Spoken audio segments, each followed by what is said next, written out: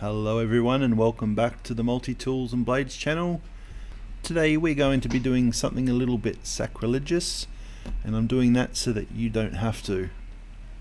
Now, I've always wanted to know what would happen if you got the wood fibre scales on a vintage soldier's knife wet.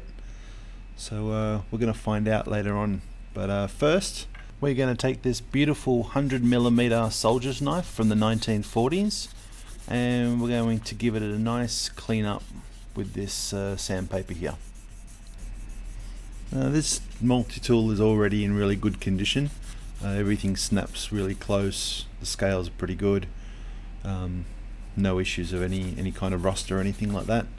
So yeah, we'll just start off with a bit of sand with 1200 grit sandpaper. I wouldn't go anything coarser than that because it does sort of dig into the wood fibres a bit. Will take obviously a little bit longer, but the finish will be very nice at the end. You'll see very soon.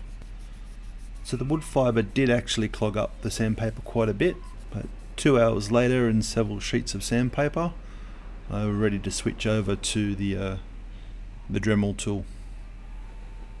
This is a Dremel 4300. If you don't have a Dremel tool, I really recommend that you pick one up. They're fantastic little bits of kit.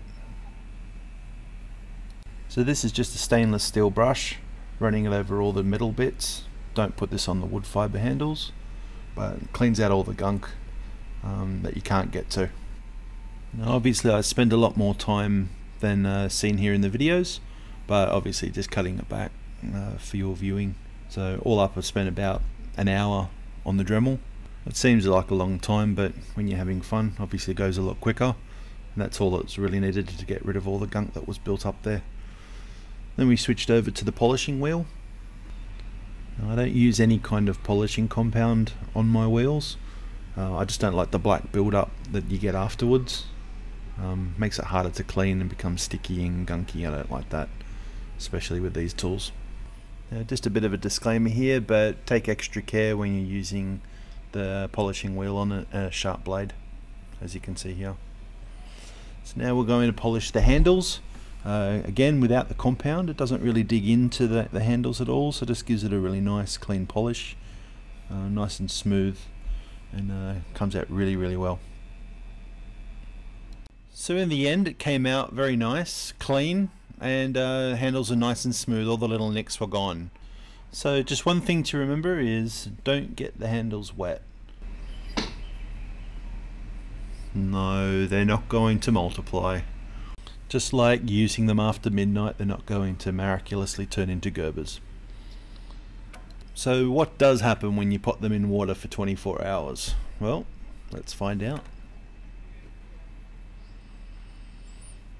Okay, so 24 hours later, it's a beautiful sunny Sydney day.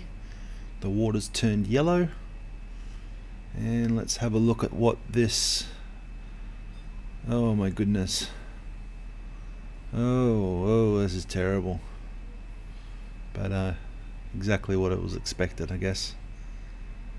Oh, look at that, all that swelling, yuck. So ladies and gentlemen, this is exactly why you don't get it wet. Rust, oh yuck. What am I going to do about that? Oh well, you've been warned, you've seen it here. This is what not to do. Let's get a bit of a closer look at that damage though. Now, to be fair on everyone, I did know this was going to happen, and my intention is to pull this completely apart and restore it from ground up with wood handles. So leave a comment down below on what type of handles you think I should put on there. And thank you everyone for watching. If you haven't already, hit that subscribe button, hit the red button down below. Enjoy the rest of your day. Catch you all later. Bye.